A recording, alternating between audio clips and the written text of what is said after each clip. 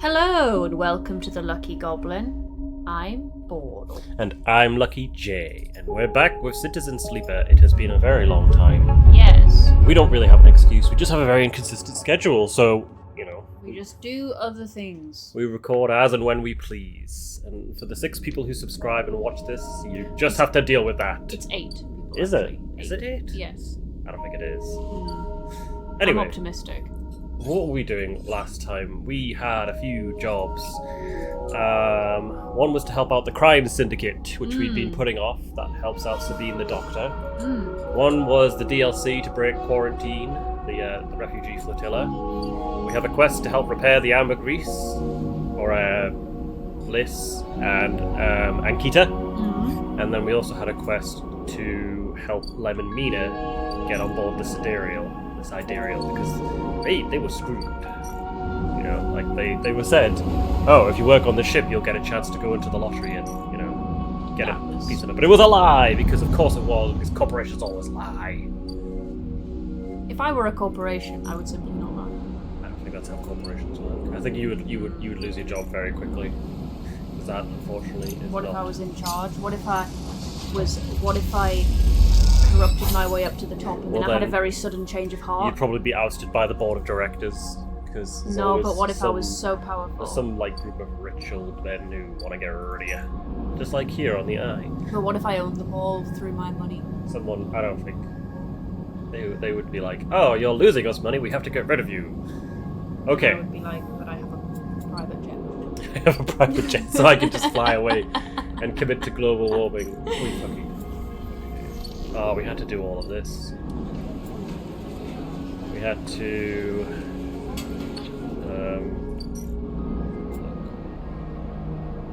Okay. What is it? So we'd already filled the hold with the supplies. Yeah. We had Peake's plan, which was to get us to the flotilla. We'd done part 1, which was something to do with the sensors. It was upgrading the Briar's thrusters. Good for us. We also had to hire a crew, apparently, to get us through. Hire a crew to get us through. And sabotage sensors also to get us through. That's what they say. Yes, indeed. So I think we only have this many cycles left before we run out of time for that. So I think we should hard focus on these 2. Okay. So I'm just going to put, a couple of 6s into these and hope it works out for the best,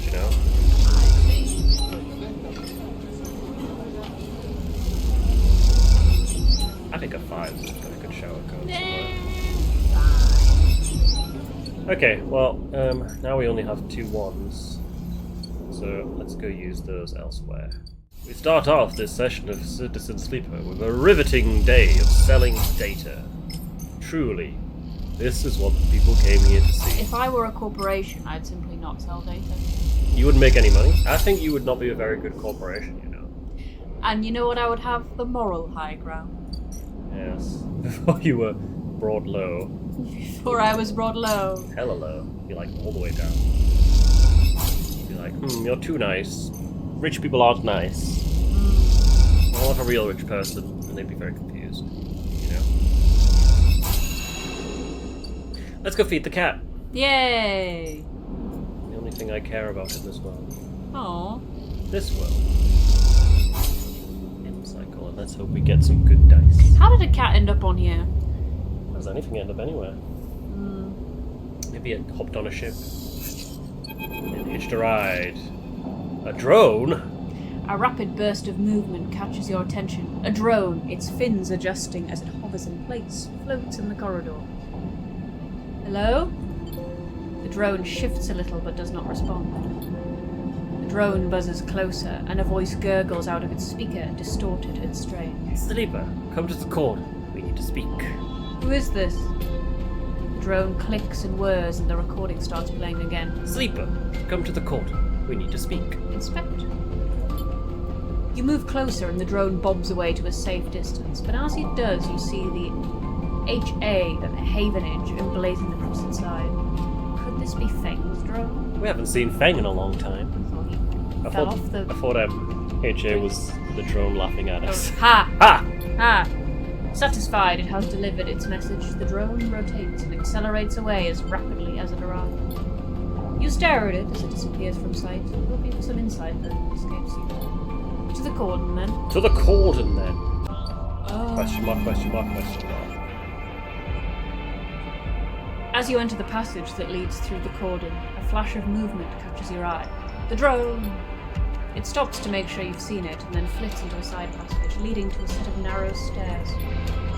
You climb up through a dark shaft, the drone stopping at each landing to check you are following.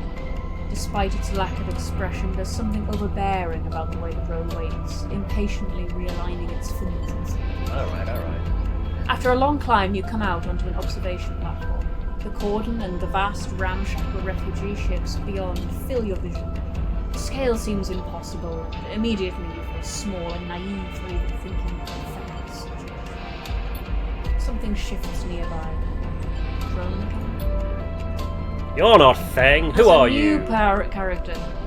Let me take over. A woman is standing at the window at the edge of your vision. You aren't surprised you can notice her.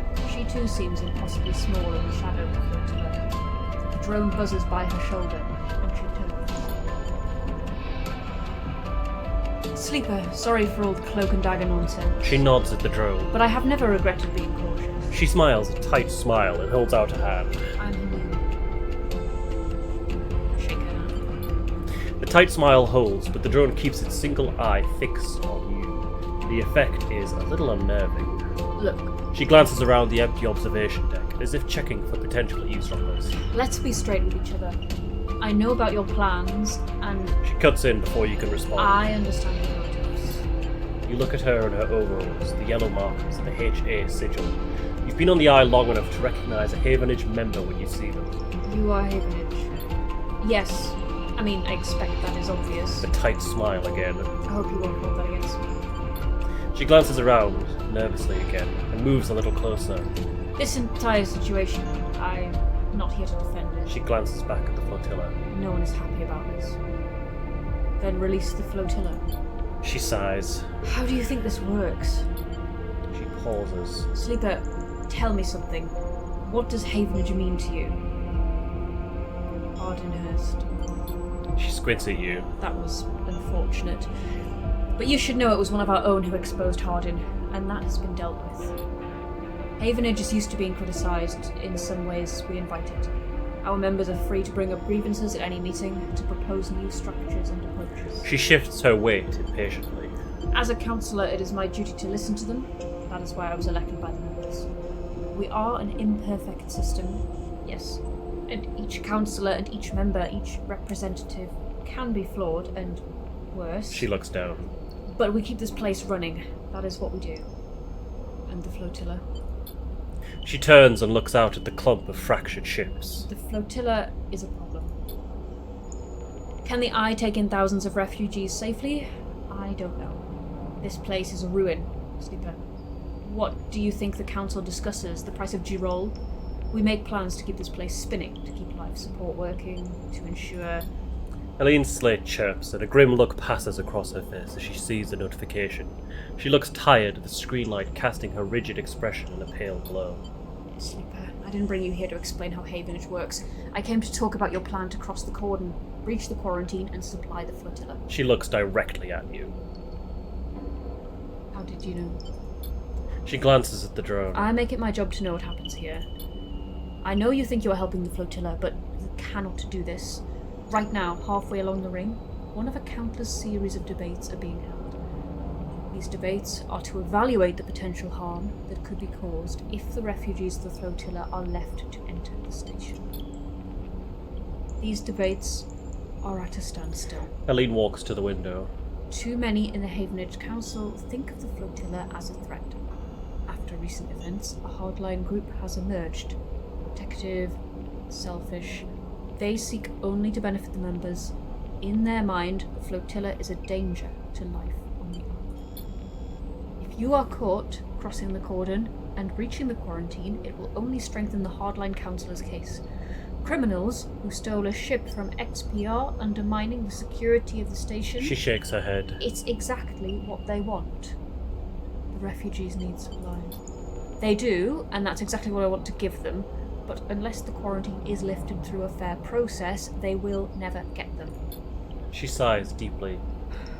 And those XXPR spacers you are running with? Sleeper, do you know anything about them? No? Why do you think the refugee flotilla came here now? Something's happening in the system. Something is pushing people out of colonies and outposts that have survived since Solheim collapse. We need to be ready for whatever is coming. Ready to protect the Eye. I know the Eye means something to you. I know there's a reason you're still here. Help me protect it. Helene fixes you with a strong look. Persuade those spacers that this is the wrong move, they will get caught and the flotilla will be locked down. That havenage will be delivered into those with the worst instincts. Forget this suicidal supply run with people you barely know. Help me fight for the Eye. Why don't you stop them? If I expose the plan, it's the same as if it goes ahead and they are caught. Every way I look at it, the Eye looks compromised, the quarantine justified, the hardliners get their scapegoat. Don't offer up the excuse the hardliners need to lock the flotilla out altogether, to persuade the members they are the safest pair of hands. She looks at you imploringly. Please. You look back at her and the flotilla behind and sense desperation in her plea. A notification breaks the silence. Shit. She rapidly scrolls through the pages of data. Sleeper, I need to go. She looks torn. Think about this, please. Talk to the spacers, help them see reason. And she quickly leaves the observation deck before you have time to respond. You stay for a moment, watching the lights of the tugs in the flotilla, and wonder what it feels like to be one of those ships, so close to your destination and yet so far from it.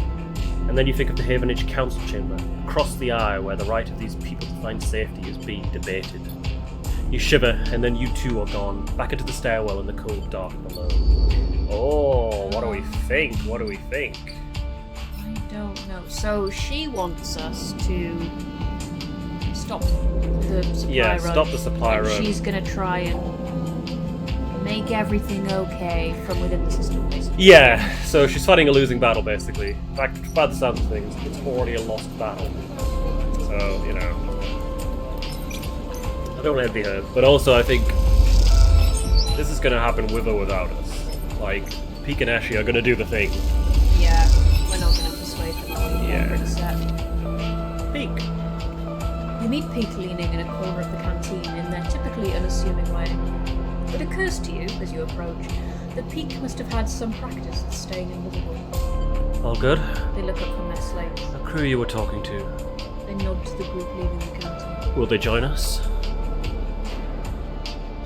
They'll do it. Nicely done. Peek beckons for you to follow as they peel off the wall and head out into the walkway overlooking. Peek peels. Glad you were here to talk them into it. I never had much of a way with people. Peek smiles and looks away quickly as you walk. You and Ashley seem to do okay. Peek laughs their light and easy laugh. She's not really like other people, which you've probably noticed. She's not like other people. If only everyone was like Ashy.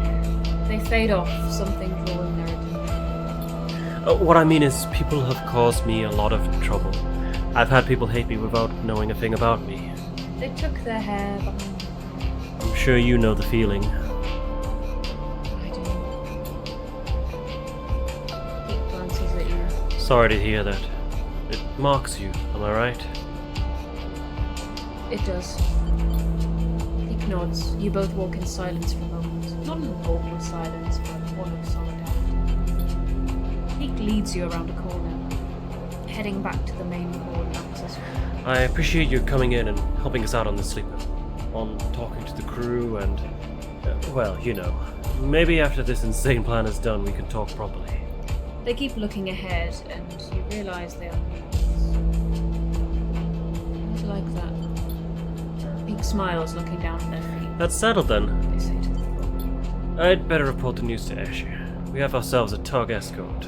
Peek stops at an intersection. See you soon, sleeper. And please, take care. And with that, they drift away, their head down, their gait changing as they do, their practiced invisibility shrouding them like a cape. Pew. Now we just need to sabotage the sensors. And we need 1, 2, 3, 6 successes. Jeez. Okay, this will get us 2 successes. And how many days have we got left? Not that many. 3 cycles. Well, technically 2, because it'll go on this one.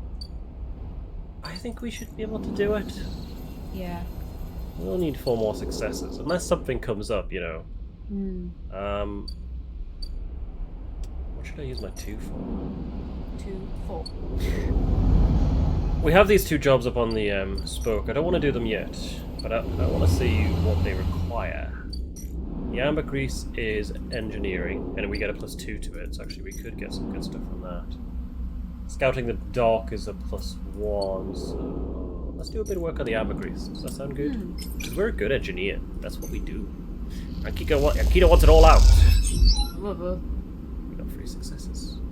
Working on amber again is a joy. You know every inch of this hull. After all, you fitted half of it. Yay! That we did. I do love how we went from like everything, so many quests, to kind of like almost nothing because we just kind of powered through so much. Feed the cat. Feed the cat. Oh, I thought it was the cat said something new. No. Can you imagine if the cat just turns around one day and goes meow? Meow. And we'd be like, oh! We knew it! Sleeper! Peak is waiting for you when you leave, but they look different. Pale, drawn out. You need to come up to the briar now. They don't meet her. What's happened? Not here. Come to the ship. We'll be waiting. Peak walks away. Don't take long. And with that, they disappear around the corner, leaving you anxious and confused. Oh no. Oh dear. Let's go see what's happening.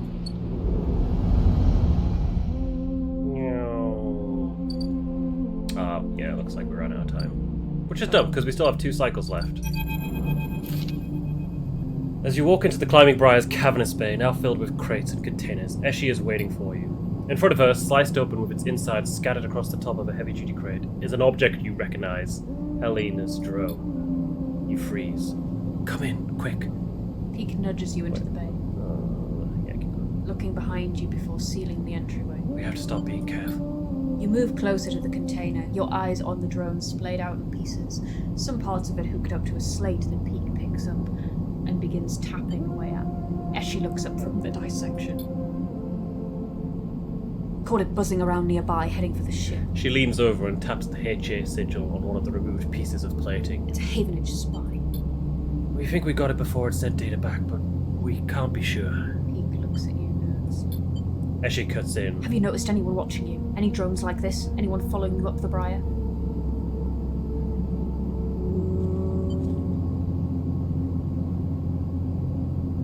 Shake your head. Ooh. Pete goes back to tapping away at the slate, unplugging and replugging cables into the memory cores of the drone. I don't like this thing sniffing around. Eshe pokes at the drone. If you see anything like this, tell us immediately, Sleeper. We have to be on our toes now. Wait. Peak suddenly holds up a hand, images appearing on their slate, their eyes lighting up with the glow. I've got all access. All the recordings the drone has made. Oh no! It seems like the drone clears its cache every couple of cycles, but the recordings from the previous cycle are still... Peak stops mid-sentence. They look up and meet your eyes. You know immediately what they've seen. As she crosses to them and takes the slate, her reaction immediate. The immediate consequences of our actions! She silently turns the slate around to face you, and there you are on the screen, stood in the observation deck, talking to Helene. Eshe's jaw clenches. What is this, Sleeper? Have you understood nothing from what we've told you? She paces in front of you. Havenage are not your friends, they are administrators, which means they are only interested in their own power, their own survival, their own causes. They divide people as easily as sorting livestock. The greater good of their work demands it, the wider project of the station, the colony, the nation. Her eyes are wired as she speaks, her anger barely contained. I didn't have a choice. Peak cuts in. Listen to them, please, Eshe. They are with us. Peak glances between you two. What was the sleeper supposed to do? They were ambushed by this Helene. I only listened. Let me tell you something, Sleeper. Eshe says, her rage hardening into pain. When people become administrators, they give up something. Some part of being human, being an equal among others, goes away. They start talking about the greater good, the systems, the ways in which their hands are tied, or their processes compromised. mother was the administrator of Hawthorne, and I have seen what it did to her. That noble, higher calling, it is toxic. People should never have the chance to decide the fate of others, and those that do so at a cost to their humanity. Peak tries to cut in, but Eshe holds up a hand. Don't start, Peak. Don't ask me to be reasonable or calm down. Thousands of people are desperate out there. Being reasonable will only prolong their suffering.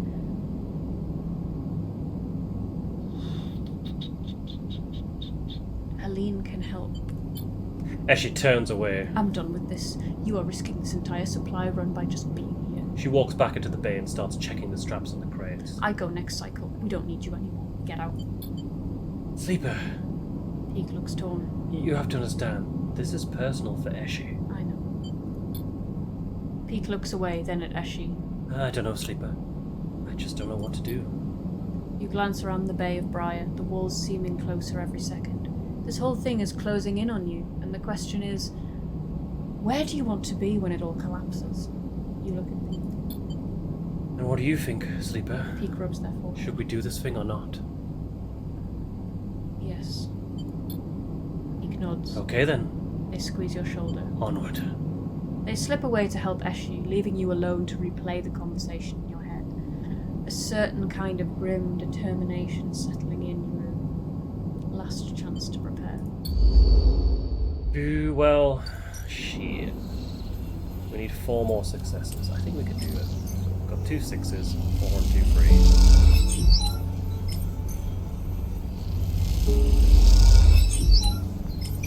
Do you think we should re-roll these or risk it on a 4? What do you think? Reroll one. Yeah, good choice. Carefully coded. Timed emergency maintenance program to take out some of the sensors on the cycle Eshe is planning to make her run. Peak is waiting for you when you slip out of the operations center, nervously poking at their small slate. Sleeper, This I followed what you were doing on the network. Incredible work. How do you do that? comes naturally. Peak smiles. I can't tell if that's modesty or just the truth. Interfacing skills like that, it's almost worth being... They stop themselves. Sorry. I didn't mean... Don't worry about it. Peak nods. Sorry. You and Peak quietly slip into the main walkway and work your way back to the public areas of Cordon. Havenage has had to quickly respond to the flotilla's arrival, and that means a lot of contractors and spacers walking through these corridors. You blend in easily enough. Haven't really met a sleeper before, Peak begins. as you might have guessed. They smile nervously. Hawthorne is an XPR service outpost, and since the collapse no one came for refueling or repairs anymore. So my generation has never met anyone outside the company. But we heard about sleepers. They nod in your direction. From the data packets that come through from XPR every once in a while. They usually contain news along with corporate propaganda. But the reports were light on the details. SNRP have kept the sleeper program pretty quiet anyway. And I think XPR are the only interested in telling their employees about it because it made living in our company town look like a good life in comparison to being a piece of corporate property. They freeze. Sorry again, I don't mean... They look down. I'm just not sure how to talk about this stuff. Neither do I. Peak smiles. Glad I'm not alone. I'll shut up about it now. You walk on a little further, the walkway becoming busier. You both relax a little more and go with the flow of people. I just want to say I think I understand. They begin again. Clearly, this has been on your mind. I understand the need to escape, to get free of it all. They laugh at themselves. The structures, the systems, the company horizons in a company town. They stare ahead. Small places, small corridors, small people. They look away. The slow death it brings. That's it. They turn to you. I get why you signed up to be a sleeper, why you escaped from that too. It's not as simple as that. Peak looks a little crestfallen. I know, I'm just saying. They falter and give up. You walk in silence again, each of you in their own thoughts, but moving together through space nonetheless. After a while, you come to the entrance to the Cordon, where handfuls of workers and crews filter in and out through 2 huge loading bay doors. Peak stops. Okay, They pause. I'm heading back to the Briar. Once again, incredible work on the sensors. That blind spot you created, that should give us a real advantage. See you soon. They head off, disappearing into the crowd almost immediately, outrunning their own nervousness. We did it. We're the greatest. We did it. Yeah, we did do it, didn't we? Pretty sure we did it. Actually, yeah, if we go here... Yeah, there we go. Right. Let's do something with this too. We still have work to do for a buyer. Like, we've barely been doing any of this. I might just put in a token. form. Yeah, just to say, hey, we're still here, you know, we're still involved in this. There's really no, like, benefit to us feeding the cat, but I will always feed the cat, because why would you not feed the cat, you know? Yeah. Why would you not? I thought you were going to say, why would you feed the cat? Excuse me? What do you mean? Because it's a cat. Kitty. Right. Shall we go see what happens with them breaking quarantine? Yes. Yes. Oh, never mind. Apparently it's the next day. I mean, she said she was going next cycle, but... Oh well. Alright. So we've kind of got a free day. What do you want to do? What else do we have to do? We've got the work we could do for Rabaya that advances Sabine's plotline. We've got work on the ambergris up in the eye, and we've got work helping Lemon Mina find a ticket off this station. Or at least on the colony ship. I'd like to help Lemon Mina. Can I? Yeah. Let's go up. So we can scout the dock for a few cycles and see what we learn. See if we can find a way on board. You watch the loading crews going back and forth, blah blah blah. I missed that. You ask a few of off-duty workers about schedules and systems and get a few useful tips. You watch the loading crews going back and forth, noting their paths and entryways. Could this work? I don't know, let's find out.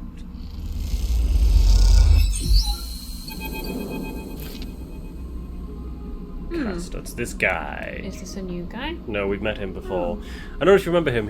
We met him in Low End. He was like playing a game of something called Tavlar, I think, and we traded information with him to get some stabilizer.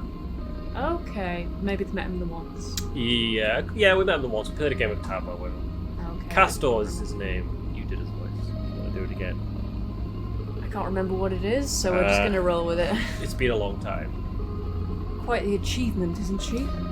Sindri Celis must be proud. You recognize the resonating voice of Castor immediately, and turned to see him, hooded and tucked into the shadows near the viewing platform. Castor. I see you remember our game. Good. He looks around, but the platform is clear. I'm afraid you'll have to wait for a rematch. Microgravity makes Tavla a little different. He smiles broadly. Castor walks out to stand beside you on the platform. The telltale clunk of magnetic boots accompanies his slow crossing. He notices you looking at them. I don't much like it up here. He explains. I hear there was some trouble at the Havenage shipyard when they announced the results of the crew lottery. They screwed us. I know. He sighs, meeting your eye. An ugly business. Sellers are too used to the way things work in the core. Exploitation is the only logic they know. He gestures out to the sidereal. Do you know why they built this monstrosity on the eye? Money. That was a part, perhaps, but there are cheaper shipyards. He stares at the pristine yellow hull. Sellers built it here, Says Castor gravely. because they didn't want anyone to know it exists. He rubs his forehead. Secrecy is something I cannot abide. He turns to face you. There are people being loaded onto that ship as we speak. Sleeping people, locked in cryo-sleep like the person that you were emulated from. There are hundreds of them, and Sellers wants to send them out to a planet at the edge of the settled systems without anyone knowing where it is. But you, Sleeper, can do something about that. You are like me, you deal with data. You can read it right out of the air. With someone like you on that ship, secrecy isn't a problem.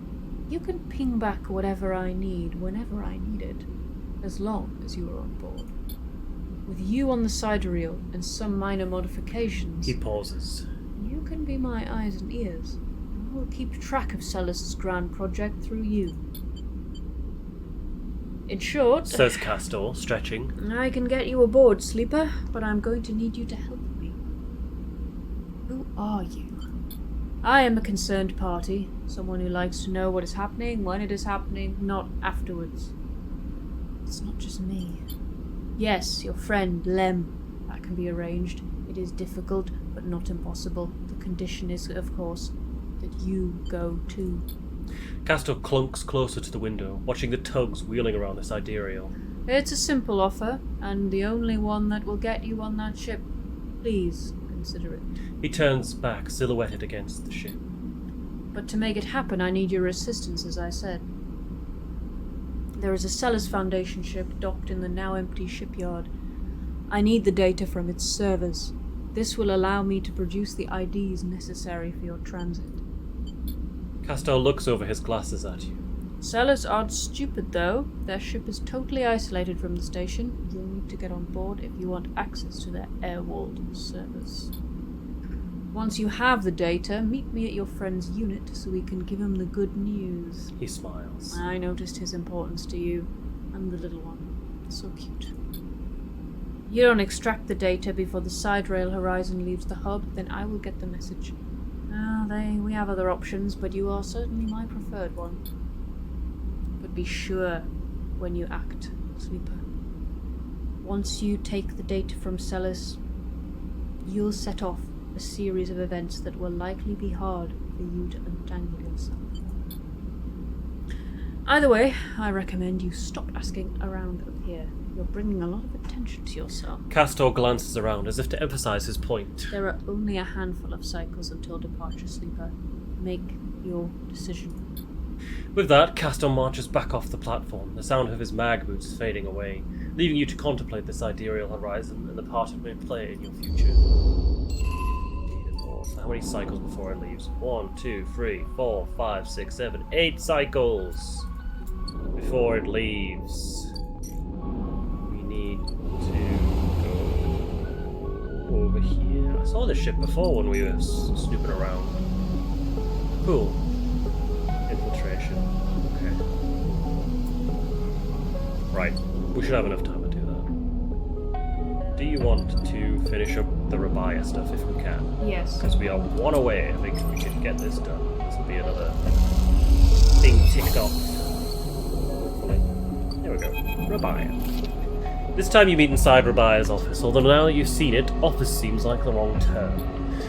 You find her stood in an almost bare, shadowy unit, midway through a sequence of stretches. There are 2 low stools and a terminal in the corner, but it seems that most of the space is taken up by a heavy punching bag, rubber matting, and a stack of waste. Do you think she stretches her robot arm? Yeah, I think she does. Stretches the servos out, just to, keep it fit. When Rabaya turns to greet you, you realise she is missing an arm. The prosthetic she usually wears is set in a cradle near the terminal. A web of coloured wires running to it. Oh, okay, I guess she's not stretching her robot arm. Oh. That's like the game. I feel bad about that. She's stretching it by putting it on the inside of it. Yeah, she's stretching and reaching for it, trying to put it on. Updates. She says, noticing you looking where her artificial arm usually is. Nothing to worry yourself with. Of course. Sit. Says Rabaya, gesturing to the 2 diminutive stools. You both settle on the stools, Rabaya crossing her legs on top and sitting straight back.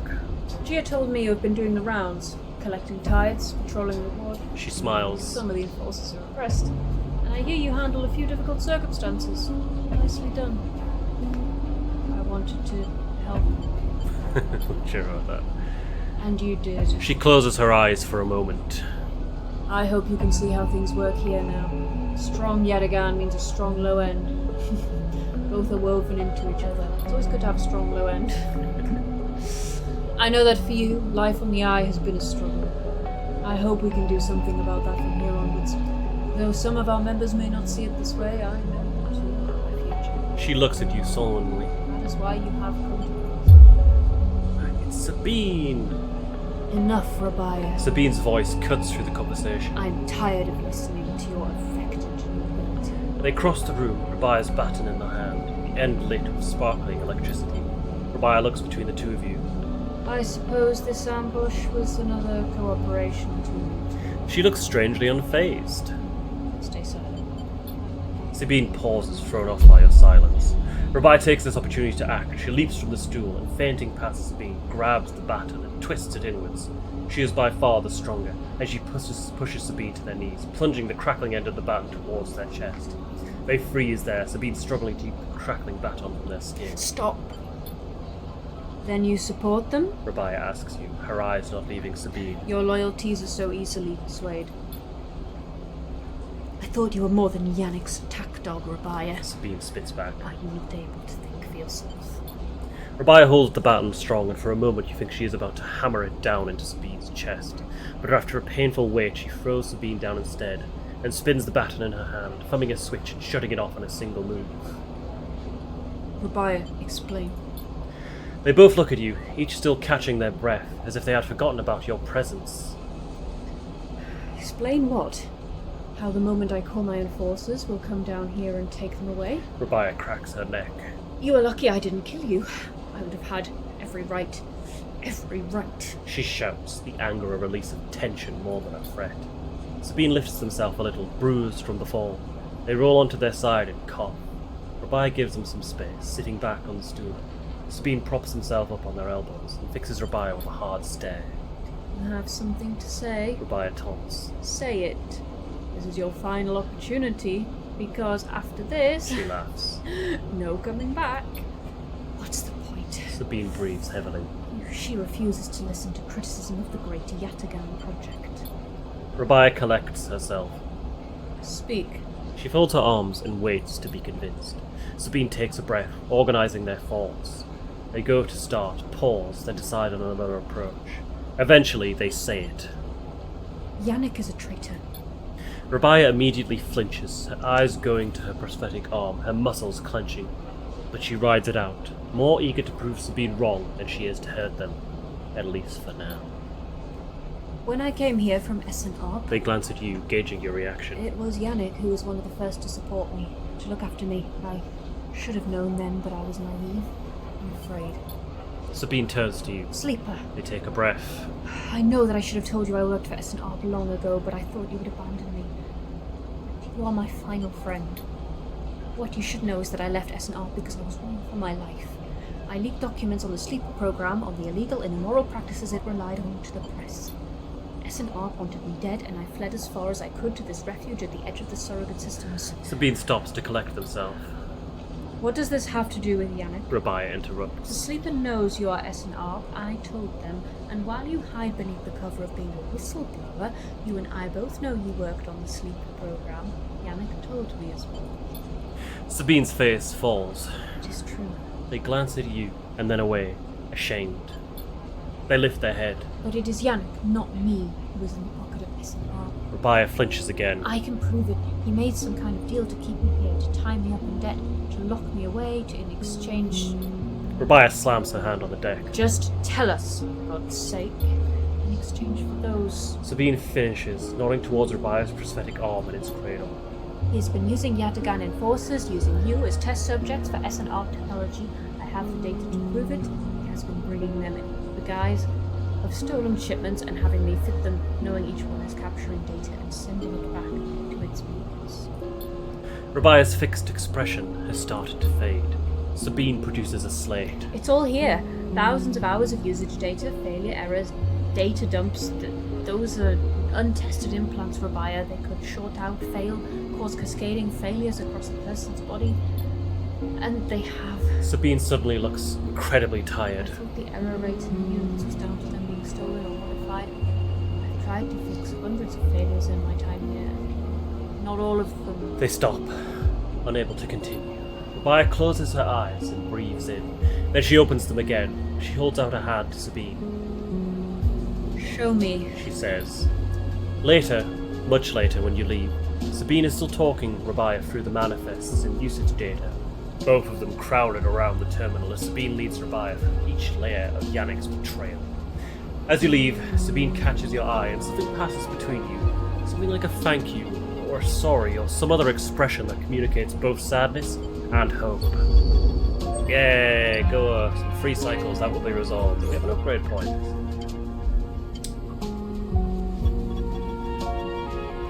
Do you think we should get that, or should we just save up and get a +2 on something else. Yeah. Save and get a +2. Yeah. Because, you know. God.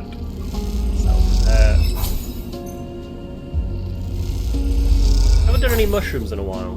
We haven't needed to be fair. Like, I'm using the scrap to keep us topped up, but, you know, cryo can keep us fed. Beep, beep, beep, beep, beep. She's gone, Sleeper. Peak is breathless and shaking. She started the run without us. Shit. Let's go. If we head to the Cordon now... Peak starts back up the corridor. They turn back. She has to make it, Sleeper. She has to. A shiver runs down your spine. Eshi, I hope you know what you are doing. We could get some mushrooms first. Oh no, you're right. Let's go. There's not really any kind of like outside of the cycles, you know, like if you delayed There's going no time limit. during the day. Yeah, like we could do anything in the day.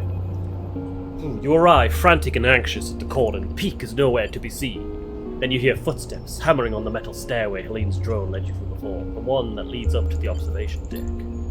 You leap up the stairs 2 at a time and make it to the top, momentarily blinded by the light pouring into the observation deck. Sleeper. Peak emerges from the light. I know she's trying to protect me, but... What was she thinking? She was always planning this, I know it.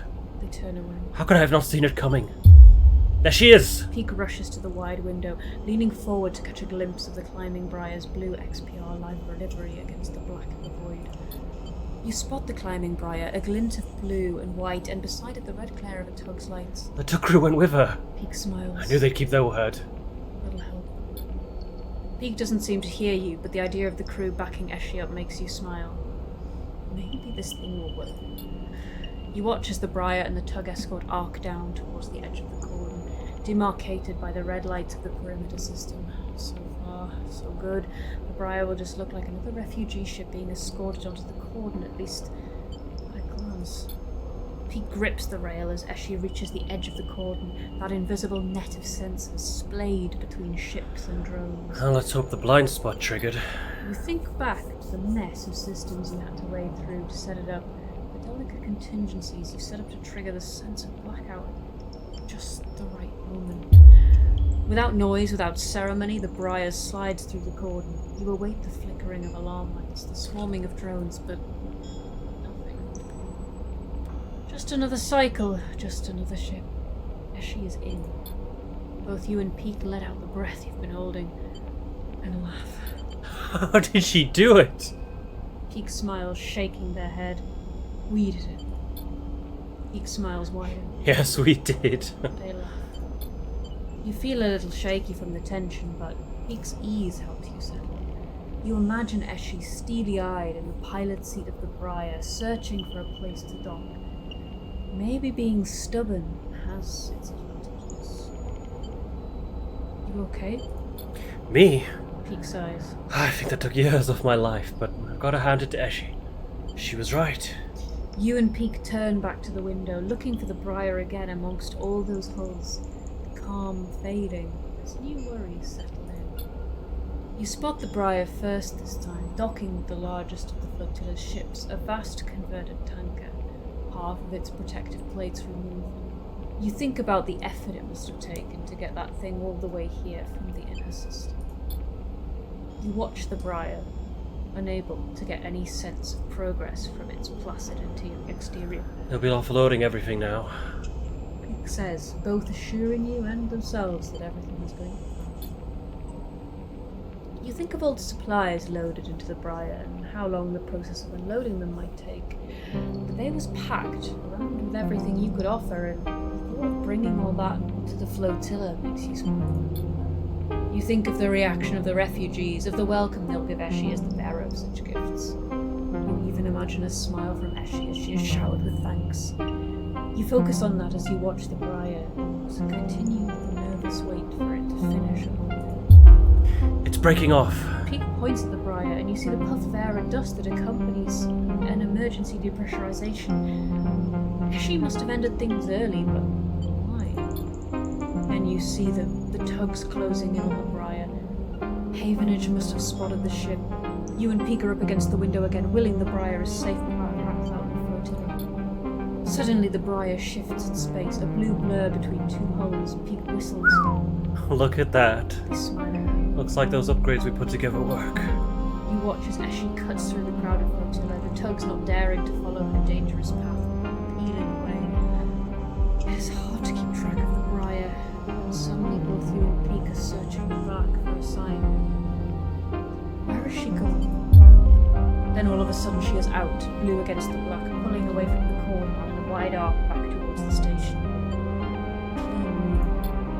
Peak cheers and smiles. Oh, we did it! She's out! They beam uncontrollably at you, the tension released. You find yourself smiling too, smiling at these two beautiful idiots. Then Peak is tugging you, squeezing you with all the nervous energy that had been building. Thank you, Sleeper. We did this together. They step back, smiling. We did something. Come on.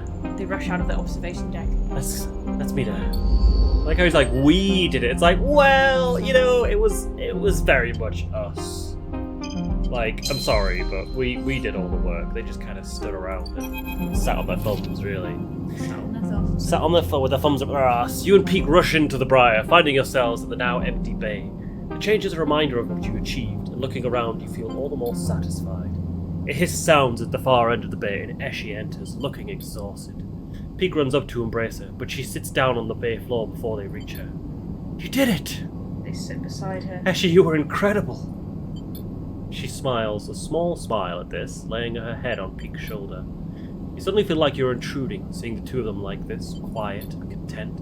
Sleeper! Peak calls. Come on over. You cross the bay and sit beside them on the hard metal floor. Eshi! Peak asks. Did you give the flotilla our chairs?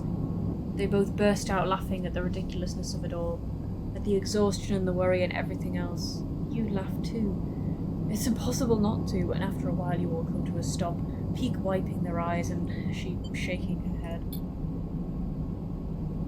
You would have loved to see it, Sleeper. Eshi says quietly. The welcome. They came to greet the ship once I docked, to offload the supplies. I told them I was coming off. I told them I was coming, of course, but as soon as I got inside the Cordon, there were so many. Children, families, they were smiling at me, shaking my hand. Sol was there too, Peak, and he's just as gruff as he sounds over comms. She smiles. They took it all, crate after crate, until the ship was emptied out. As she looks away. There was so many, even with everything we managed to bring, they needed more. They made me promise I would try to come back. Eshi. Peak shakes their head. You know we can't do that twice. Eshi stands up. What are we supposed to do? Wait for them to lift the quarantine? She is angry again, a familiar tension rising in her voice. He tries to pull her back down. Sit, Eshi, rest. You've done enough for today. Don't peek, I know my limit. Eshi hardens. Okay, well, seeing as they didn't catch you, perhaps they will lift it. They know the flotilla poses no danger now, and if they can account for the extra load on the life support. As she walks away toward the ladder that leads up into the upper part of the ship. I need to rest.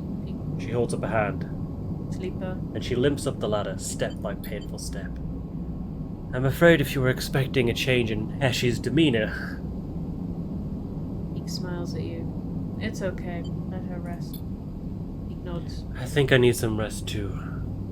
They put a hand on your shoulder and get up from the floor. We couldn't have done this without you, Sleeper. And I know those in the flotilla would thank you too. Thank you. Peak limps up the ladder too, leaving you alone on the metal floor of the bay. Your thoughts drift to all those people on the flotilla, sleeping and sitting on metal floors like this. Children, families, playing in cargo bays and repurposed fuel tanks. You know their story isn't over yet, and you look forward to meeting them. The quarantine will lift, you will feel more sure of this fact every moment, even though you aren't sure why. You lie back on the metal and stare at the ceiling. What was it Feng told you Erlin said? The eye opens for us all. Maybe the old guy was right. A home for the lost. You like the idea of that. Maybe in time you can help make that a reality. Something is bothering you. A sliver of a thought, like a splinter you can't extract. Why are thousands of refugees coming here now? People don't abandon their homes for nothing. What wave is rushing through the system, and when will it reach the earth?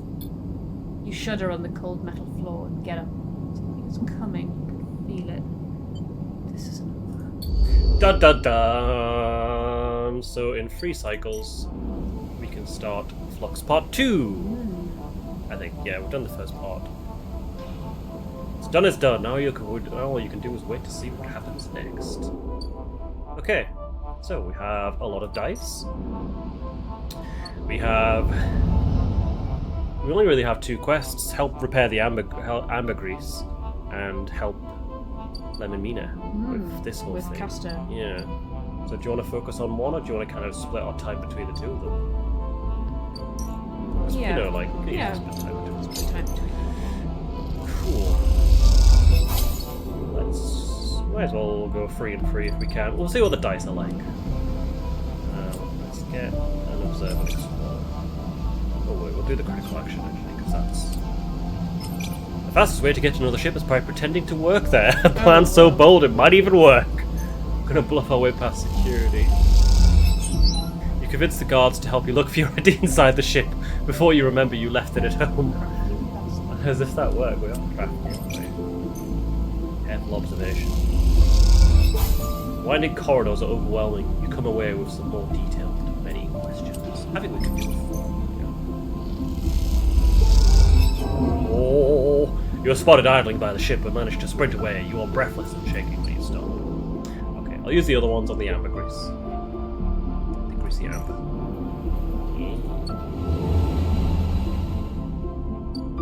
Ambergris.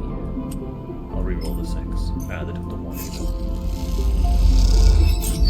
Working on amber again is a joy. Working with weapons unsettles you. Had you just ignored all this when you fixed the ship? The question bothers you. Yeah, I think we're gonna just have. There's gonna be a couple of cycles of us just doing work. I think. So it won't be particularly riveting, but. That's okay. I'll rest my voice. Rest your voice. You are an actor. You must rest your vocals. Practice. Mima, mima, mima. Oh dear, a female dear. Let's do this. Easy. Give me a 6. Oh, it's too easy. You note down shift changes, security keys, camera positions. A possible route starts to emerge in your mind. Extract sealess data. Easy bloody peasy. Look, I've got a 6, alright? You're in. Maybe if you do this right, you might be able to pull something more than just IDs. Oh. Hell yeah. Oh yeah, got some money. You find the data, but sitting right beside there is a cache of cryo. You take both. Too easy. We are really good at this. Like, you know. We're really good criminals. When you arrive at Lemon Mina's unit, Castor is already waiting outside, leaning beside the door.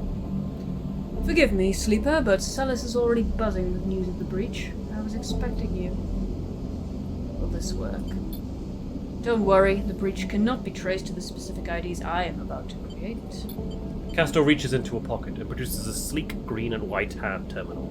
The data, please. You hand over a drive with the data and Castor fishes around for a converter cable to hook it up. He slots it into the terminal. And after some whirring, a set of 2 transparent films marked with numeric sequences are produced. 2 tickets to an uncertain future. Castor smiles to himself. The child will go with Lem, of course. He pockets them. These are yours, but first... He holds out a white cube. Your side of the deal. What is it? Something to help us make use of you. He passes you the square and you rest it in your palm. A small, white, perfect cube. Suddenly you feel a sharp pain, flinch. The cube jumps from your hand and rattles along the walkway. You look at Castor apologetically. Castor smiles. Not to worry, it has done its job. Now it is for you to do yours. You look down and see a tiny pinprick in the center of your palm. Nothing sinister. Castor puts the terminal away. This way we can keep track of you and the sidereal horizon. I didn't agree to this. You did, Sleeper. Castor adjusts his glasses. You have to understand that I could have done this without you knowing. This way, everything is on the table, so to speak. Castor hands you the transparent films, and you see shimmering portraits of you and Lem flickering beneath the surface. Go, give them the good news. And he reaches across and buzzes the unit. Lem slides open the door, half dressed in his gear. Sleeper, brings you up here.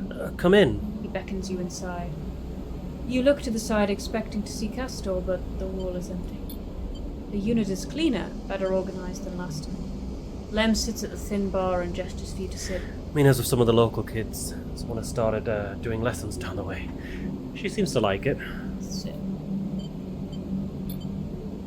You sit at the bar. What's up, Sleeper? I have some news. How with it then? Lem laughs. I have Celis IDs for us. You have... Lem freezes. How? He blinks rapidly, as if to wipe you from his vision. Does that mean... We're leaving. Lem stands up and paces around the unit. Oh, we have to pack! He starts laughing. Holy shit! We have to pack! He turns back to you, smiling. How the hell did you swing this, Sleeper? A friend helped. Oh, thank you, friend. You show him the ID films and he whistles at the portraits. Impressive stuff. He pats you on the shoulder. You should stay until Mina gets home. We can tell her together. Sure. The buzzer goes. That'll be her. Lem gets up and opens the door, and Mina, a bundle of energy and life, rushes into the room. Robot! She shouts. Lem picks her up. Mina, you won't believe what they brought us. You flash her the passes, and she looks confused. We are going away after all, Meanie. He lifts her up above her head. On that big, beautiful ship. Mina screams and Lem laughs. He puts Mina down and she runs over to you and hugs your legs. Love you, Robot. She says quietly, so only you can hear. I love you too. Can you imagine if you said nothing? She's like, fuck off, you little shit. And a while later, when you leave, you don't even think to check the Castor by the door until it's too late. You stop and turn, halfway down the walkway, but there's nothing there. Even that little white cube is gone. But you keep walking, back through the low end, deep in thought, excited and scared. Whew. So I assume Sidereal still has a few more cycles before it leaves. 1, 2, 6 cycles before it leaves. And we are going to be on it. We are. Well, I mean, you said we would. We Yes. made a deal. We did, yeah. We did make a deal. And what was our part of the deal again? That we would just go on the ship. That's what that cube was. He injected some kind of tracker into us. To make sure we Yeah. So that when we were on, we would transmit everything back to him so he knows what's going on with it. Let's have you because it's Moritz. Amber looks better than she ever has before. Bliss has done an incredible job of cleaning up the hull, and despite the exterior changes being limited, she has the impression of being lighter, somehow sleeker than before. Moritz drifts by. He's been loading up the final equipment onto Amber. It turns out Ankita will be taking her weapons, but packed and ready to sell at the first Starwood Belt port she hits. Starwood Belt port she hits. But now that Moritz is done, he seems in a kind of daze, floating back and forth aimlessly. You okay, Moritz? What's that? He turns. Oh, right. Yeah. Packed and stacked. He smiles a weak smile. Was hoping Miss Cassetta would let me keep a warhead. What do you think of her? Miss Cassetta? He shrugs. She seems tired and old, like older than she looks. Hey, Sleeper. He looks down. Did you know Bliss was leaving? You understand now. She told him. That's why he's like this. I did. He nods distractedly. She said this place is mine. He looks up, around the bay like it is suddenly some vast space he doesn't know what to do with. You'll do a great job. He looks down at you. Hey, thanks. He smiles. I appreciate you saying that. Not many people believed in me before now. First Bliss, then you. A dark look suddenly crosses his face. Hey, Sleeper, there was something Bliss said. He meets your eye. Are you going too? Before you can answer, Ankita glides into the bay, a massive crate on her shoulder. Sleeper, you coming or what? Bliss is already on board. She stops by the terminal, holding herself in place. Morris looks to her with a dazed expression. You look at Ankita. She's keeping it together now. She's packed all those bad feelings down someplace where you'll never see them and built a tough foundation on top. She may not be a mercenary anymore, but you imagine most people would think twice before trying to cross her. Well? She looks at you. I'm not eager to spend another moment of my time on this station unless I have to. She pauses, looking between you and Moritz. She sighs. I'll give you a minute. And she kicks off with the crate, taking it to the end of the bay where the amber sits docked. You look back at Moritz. We're going, aren't we? This isn't the sidereal, this is the ambergris. This is Bliss and Ankita leaving on the ambergris have asked us to go, so if we leave, we won't go on the sidereal with Lem and Mina. You have to pick between Muscle Mummy and Buzzcut, or... Muscle Mummy and Buzzcut, or... Lem and Mina. I'm staying. Moritz looks like he might pass out. Sleeper! Are you sure? Are you doing this for me? I'm staying for me. Moritz nods. Alright then. You're staying. He grins. Ankita comes back across the bay, the final crate stowed. You staying then, Sleeper? I'm staying. She nods. Well, okay then. One less mouth to feed. She pauses. Look, Sleeper, I'm not going to go back over everything that happened. She sighs. I'm trying to put that behind me, but I hope you find what you're looking for out there. Yeah. She smiles and kicks off, gliding to the ambergris and the starwood belt beyond. You both watch in silence as Amber's drives fire up. I guess this is our place now, says Moritz, the weight of everything suddenly hitting him. Your place. He smiles. Okay, but I'll need some help from time to time. You both stay for a while to watch Amber, and Bliss and Ankita leave, and then Moritz goes on to the racks to finally implement a new organizational system, and you head out, promising to be back to check on things soon. As you glide around the soft curve of the hub, you catch glimpses of the distant stars flickering through the windows. They are beautiful, it's true, but by now you think of them as a distraction. In your time on the Eye, you've realized there's nothing out there waiting for you. No fresh starts and no bright futures, just a whole load of problems you haven't found yet. No, your place is here, among the people you know and the problems you know. You wish Ankita and Bliss the best of luck out on the belt, but as you do, you focus on the Eye, on the vast spinning rim that rotates around its hub, on its buildings and flashing lights, on its people and places. This is your home, and for now, it contains all the futures you need. Kind of awkward considering we're about to leave in another way. Yeah, it's like, no, we need to stay. The Eye needs us. Anyway, I'm gonna go on that ship. They headed towards the Starwood Belt, which is where the second game is set. Maybe Ankita and Bliss will be in there. I like how we didn't even say goodbye to Bliss. They were just on the ship. They didn't even come out and say goodbye. No. It's like we said goodbye to Ankita, but not Bliss. Do you reckon the last session will be the last one then? It's the final... No, I don't know how long Flux Part 2 takes. Because the Flotilla Part 2. Yes, yeah, Part 2. And I can't remember if there's Part 3 as well. So that's quite a long one. We've still got the stuff with Sabine and Lem and Mina to do. I mean, to be fair, once the Lem and Mina stuff counts down, that's it. That's another ending. And then we still have the refugee stuff to do. But I'm guessing you kind of want the Lem and Mina ending to be like our canon ending. I think so, yeah. As in leaving with them. Yeah. That's cool. Although, I'm worried about that Castor guy. Because we're transmitting data back to him. He is a bit sus. Thing is, as well, like, how would we survive on the ship? Because, like, we need stabilizer. Yeah. And, like, yeah, we can patch ourselves up with scrap, but that's only a temporary fix. Like, eventually we'll break down. Not the stabilizer, but... I mean, I guess that's just the way things are, you know? Ultimately, we are... Despite being somewhat immortal, we are actually quite mortal and very, very fragile without our stabilizer. But yeah, that's another potential ending. Leaving with... Bliss and Ankita. Next round is yours! Moritz arrives at the table with a couple of steel drink canisters. Typical of the hub's only bar, the Gimbal Lounge. He settles into the webbing beside the bar and clunks them down onto the magnetic table. This place, you have decided, is ridiculous. A rapidly spinning cavernous sphere, the gimbal's weak gravity, just like the gravity at the Eye's rim, is created by its gut-punching rotation. Interior surface of the sphere is the gimbal's floor, which descends towards the equator where one long bar loops around the entire circumference. Tumbling out from that central ring are an array of booths and seating arrangements, equipped with all kinds of harnesses and webbing to keep customers in place. Imagine having to strap it into like a booth at a bar.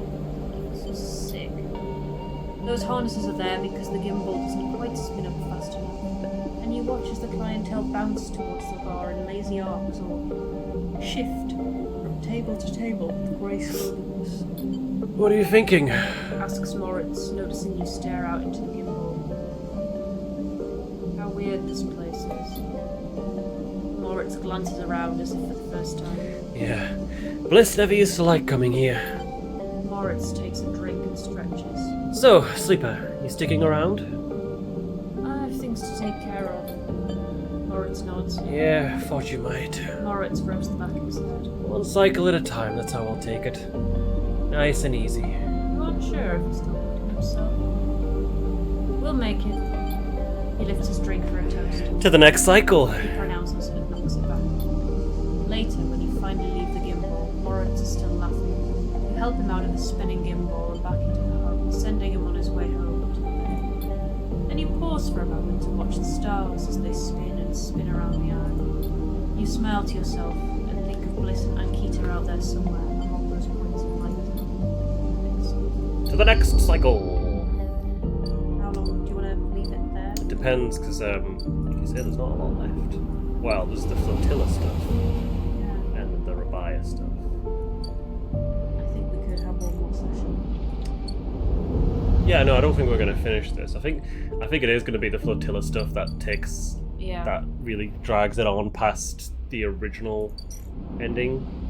Yeah, I think that's a good place to end it. I do. Okay, Yeah. let me spend this 6 somewhere.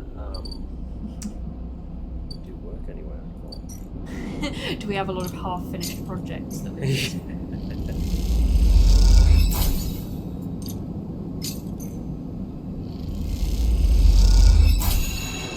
I'll use this 6 to do something really... You know what? I'm going to use this 6 to work a bar shift. No, why? You can't stop me. Why? Why? Because it's... C-sense. Yeah. Oh, very good. Right, let's go ahead and feed the cat, as always. Always feed the cat. Always feed the cat. Oh, remember our vending machine, buddy? I do remember our vending machine friend. They're a bit more than a vending machine now. Yeah. A bit more than a vending machine. They never really were. They were just stuffed into a vending machine. Okay, cool. We've So all we've been got there. some stuff we can do when we come back. But yes, thank you for playing with me. I hope you that was fun. I'm sorry enjoyed it was so It's been long since the last yeah, one. it's probably going to be even longer till the next one. Yeah. Oh well. Yeah. Anyway. But no, I'm enjoying it. We are getting close to the end, or at least the end of the main core game. It's all wrapping up. There's still like the flux to do, which I think that will probably take us past. Like we get the Lemon Mina ending, and then I'm not sure if that just ends the game or if it takes you back to the eye like the other endings. But yeah. Anyway, it will be good. Do you have any life lessons? Say goodbye to people before you leave. Always, yeah, that's a good one. Bliss. Bliss. Goodbye. So rude. I can't believe Okay, she like- just left without saying Bye anything. then.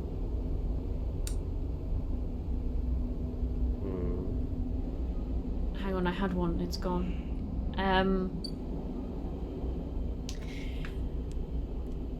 Don't trust corporations. Also a very good one. And you know,